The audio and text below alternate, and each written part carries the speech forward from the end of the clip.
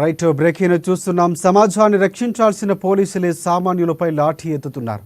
అభం శుభం తెలియని అమాయక ప్రజలపై దాడి చేస్తూ కొందరు పోలీసు వ్యవస్థకు చెడ్డ పేరు తెస్తున్నారు. ఇటీవలే శంషాబాద్లో పోలీసులు 3rd డిగ్రీ నిర్వహించడంతో దళిత మహిళకు గాయాలైన విషయం మరొక ఘటన వెలుగు చూసింది.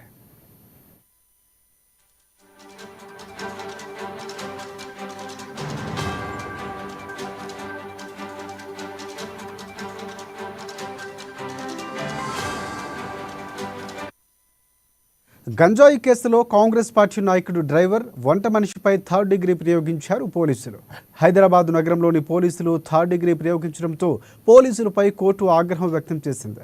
యూసఫ్గూడలో బోనాల పండుగ సందర్భంగా హల్చల్ చేసిన గంజాయి బ్యాచ్, ఈ బ్యాచ్లోని జూబ్లీహిల్స్ కాంగ్రెస్ పార్టీ నాయకుడు నవీన్ యాదవ్ డ్రైవర్తో పాటు వంట మనిషిని అదుపులోకి తీసుకుని పోలీసులు 3rd డిగ్రీని ప్రయోగించారు.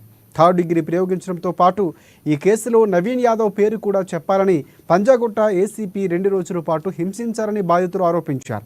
అరెస్టు చేసిన 3 రోజులకు కోర్టులో హాజరుపరిచిన పోలీసులపై కోర్టు ఆగ్రహం వ్యక్తం చేసింది. అటెంప్ట్ టు మర్డర్ కేసు ఎలా వర్తిస్తుందని పోలీసులు ప్రశ్నించింది. నాంపల్లి కోర్టుకు దీనికి సంబంధించి పోలీసులు సైలెంట్ కావడం గమనార్హం.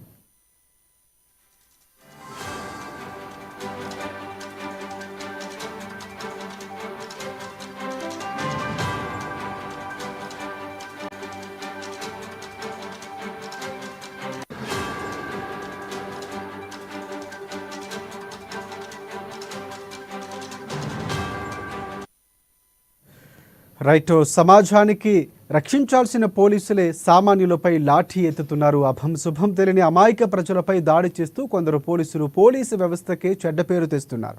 ఇటీవలే శంషాబాద్లో పోలీసులు 3rd డిగ్రీ నిర్వహించడంతో దళిత మహిళకు గాయాలైన విషయం మరొక ఘటన వెలుగు చూసింది. గంజాయి కేసులో కాంగ్రెస్ పార్టీ నాయకుడు డ్రైవర్ వంట మనిషిపై 3rd డిగ్రీ ప్రయోగించారు పోలీసులు. హైదరాబాద్ నగరంలోని పోలీసులు 3rd డిగ్రీ ప్రయోగించడంతో పోలీసులపై కోర్టు ఆగ్రహం వ్యక్తం చేసింది.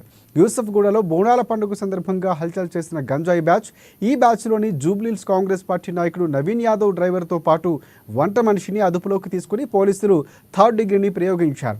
3rd డిగ్రీ ప్రయోగించడంతో పాటు ఈ కేసులో నవీన్ యాదవ్ పేరు కూడా చెప్పాలని పంజాగుట్ట ఏసీపీ 2 రోజుల పాటు హింసించారని బాధితులు ఆరోపించారు. అరెస్టు చేసిన 3వ రోజుకు కోర్టులో హాజరుపరిచిన పోలీసులపై కోర్టు ఆగ్రహం వ్యక్తం చేసింది.